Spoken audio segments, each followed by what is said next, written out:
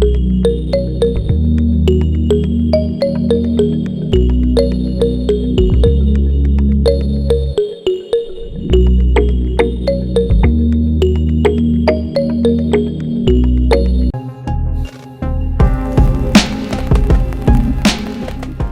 everyone, I'm Rania Kalik, and this is Dispatches.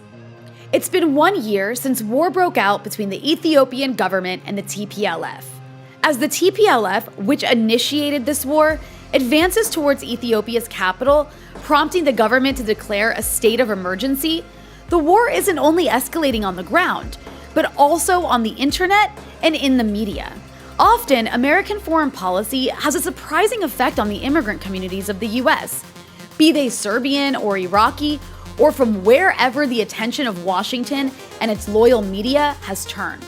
Many Ethiopian Americans have been outraged by Washington's sudden hostility to Addis Ababa and seeming sympathy with the TPLF insurgency, as well as the one-sided media coverage. Hermela Aregawi is an Ethiopian American journalist now caught in the controversy between rival communities. She's reported for outlets such as Al Jazeera America, the CBS affiliate in Los Angeles, and the Young Turks on Current TV, among others. She's recently been calling out much of the Western media's bias in the reporting of the conflict in Ethiopia. She joined me to discuss this and more. Hermela, welcome. Hi, thank you, Rania. Thank you so much for having me. I'm so excited to have you on. You've been, all over the place talking about this issue, and I guess before we get started, actually, I do want to give a reminder to our viewers and listeners that you can listen to every episode of Dispatches anywhere you get podcasts. And for our listeners, you can watch every episode on the Breakthrough News YouTube page. Be sure to subscribe. And of course, you can support our work at patreon.com/breakthroughnews. And now to the topic at hand.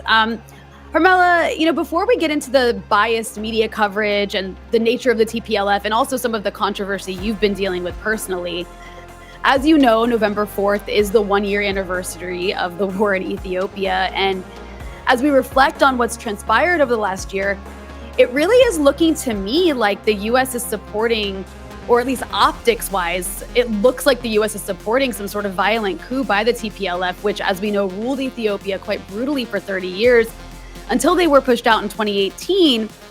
And now, they've launched this violent assault that has, they're moving south towards the capital, all in an effort to basically regain power. And the US is punishing the government with sanctions and suspending them from the African Growth and Opportunity Act, all basically for fighting back. So, to start it off, can you briefly tell our viewers on this 1-year anniversary of the TPLF attacks on the Ethiopian government's Northern Command base, what was the significance of those attacks and what has happened over the course of the year to bring us to this point today where there's talk of Addis potentially falling to the TPLF? Yeah, well, that initial decision a year ago to attack the Northern Command has had devastating effects. It was a really bad move that did not consider what the people were going to go through because of it. Initially there were some debate about whether they attacked the Northern Command, but the TPLF actually admitted it. They just justified it as a preemptory attack, and that started a war, which was clear to the majority of us. But in terms of the Tigrayan activists and the TPLF, they started calling it a genocide, that this was not just about the TPLF leadership that the government was trying to fight, but about the very people in that region, which happened to be mostly ethnic Tigrayans, and I happen to be ethnic Tigrayan. TPLF stands for Tigrayan People Liberation Front. They were originally started about 50 years ago for that cause, but they have strayed from that initial cause for a very long time. Tigray in many ways is really poor. There's not been a whole lot of development in that region. And especially after that group went into power in 1991, they seem to be more focused in Addis Ababa and other parts of Ethiopia as opposed to that region. But 3 years ago, when there just couldn't be an agreement between Prime Minister Abiy Ahmed's government and the previous leadership, TPLF, there were a lot of efforts to try to get them to come to the table and come to negotiations. From what I understand and people that I've talked to, there was business people, religious leaders, just people with famous names that went to Tigray and tried to negotiate, gave so many options, and for whatever reason TPLF did not want to take any of them and instead went to go in the direction of war. So a lot of civilians have been caught up in this, a lot of credible reports of rape. Today the UNHCR and the Ethiopian Human Rights Commission joint investigation came out, and it said there were crimes committed by all parties in the conflict, which is what the majority of us, I would say, which anyone that wasn't so pro any group said, of course that's going to happen. Once you start a war, you're not going to be able to control everything that has happened. Whereas, the TPLF and people who are pro that say everything that has happened is done by Eritrean troops and Ethiopian government and Amhara militia, and there's just no accountability in terms of what Tigrayan militias have done. In that report, a couple of the more significant ones in terms of large civilian casualties were two things: the Maikadra massacre, which happened really early on in November, where 200, according to this report, people of Amhara ethnicity were killed. And then in Aksum, where I don't know if they said their ethnicity was all Tigrayan, but that those crimes were committed by 100 people by the Ethiopian Defense Forces. So that's, when you're calculating a war, that should be the kind of things that you take into mind. But it just seems to me that the people were not a factor when whoever the leadership was at the time in Tigray decided to attack the Northern Command. And then you look at the media coverage and, basically, juxtaposed to what you just said, where obviously in a war, like, all sides are just committing atrocities. That's what happens. And it's terrible.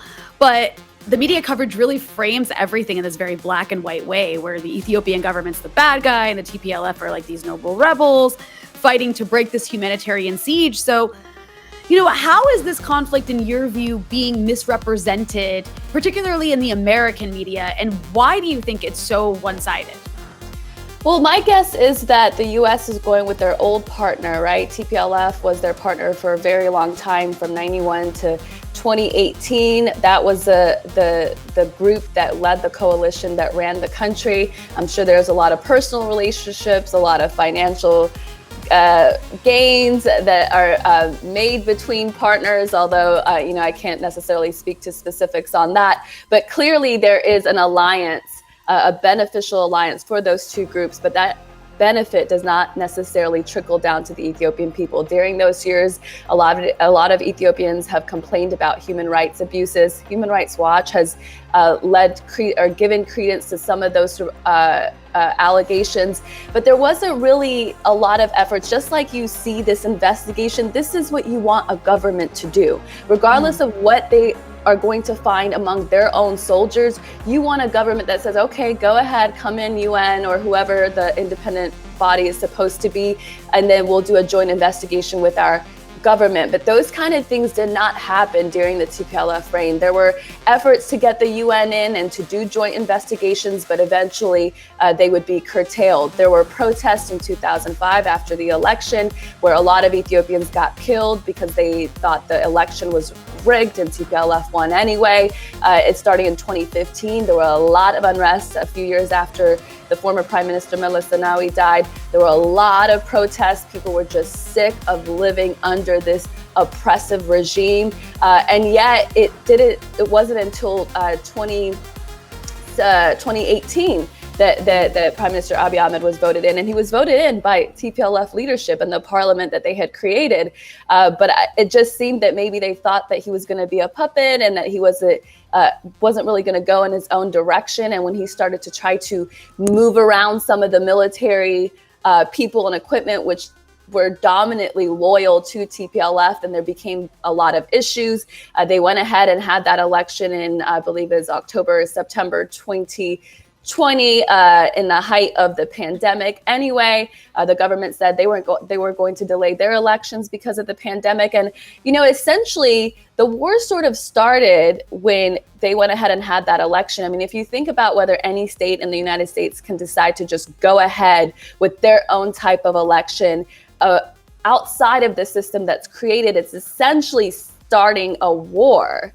And then they actually started the physical war in early November. You know, they justify it by saying there were troops that were moving around on the north part, Eritrean troops, and on the south. But nonetheless, you had an election that was considered illegal, and you actually went ahead and pulled the trigger. So to your point, a lot of the US-based or Western-based media does not highlight that at all. And in some cases, particularly the New York Times, there was a recent report with Declan Walsh and Mark Simons. They essentially say the government started it. So those sort of things, and you know, I've been in the business for 10 years, mostly for corporate media.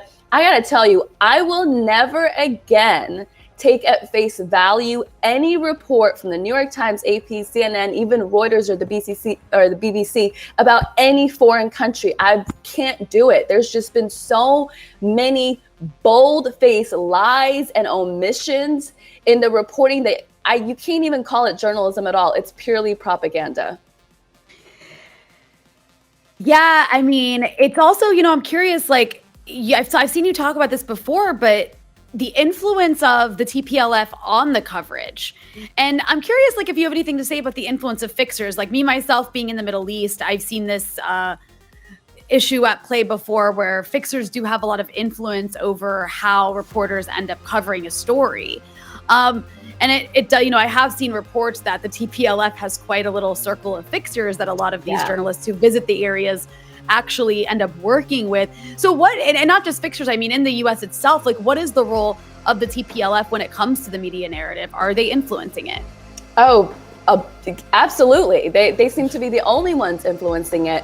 So one of the things that gives me an advantage in terms of perspective is in the beginning of the war, my mom happened to be in that region. She lived in the States for 26 years and had gone back as a PhD chemist to help the university in Mekelle do some research. So I was particularly invested because of the communication blackout, and I was really trying to do as much as I can, work with humanitarian so-called activists, which ultimately ended up being pro-TPLF activists. So I'm very much aware how the information gets through. Literally, activists get a picture or a video or information from TPLF officials there who have satellite connections.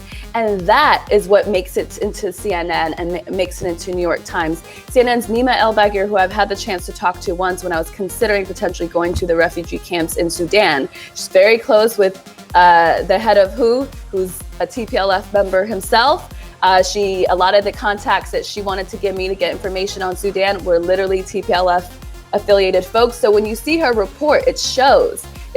There are no reports on CNN about the Tigrayan militias moving into the Afar regions and killing a bunch of people after the government declared a ceasefire after June. There are no reports of Tigrayan militias or Tigrayan forces or TPLF officials committing any crimes. It just can't be true, logically speaking. It doesn't take a genius, right? It can't be true that this war is started by this group and that they're not responsible for any crimes and are always victims in every scenario, right? And so what makes this also frustrating is, though, because I am ethnic Tigrayan, people are particularly upset about my questioning and having this perspective, because this country has, you know, and people blame TPLF, and it may not be true that their blame is all on them, but you can tell, it's evident that the lines are really drawn. All Tigrayans appear to think this way, although there's a lot who also speak out, and then they actually can't speak out. Even me, being in the United States, so-called free, etc., whatever, right? Me asking those questions literally got a swarm of people from across the world to try to intimidate me to stop. So I can't imagine what people in the country, or particularly in that region, they're not able to question the decisions that are being made that affect.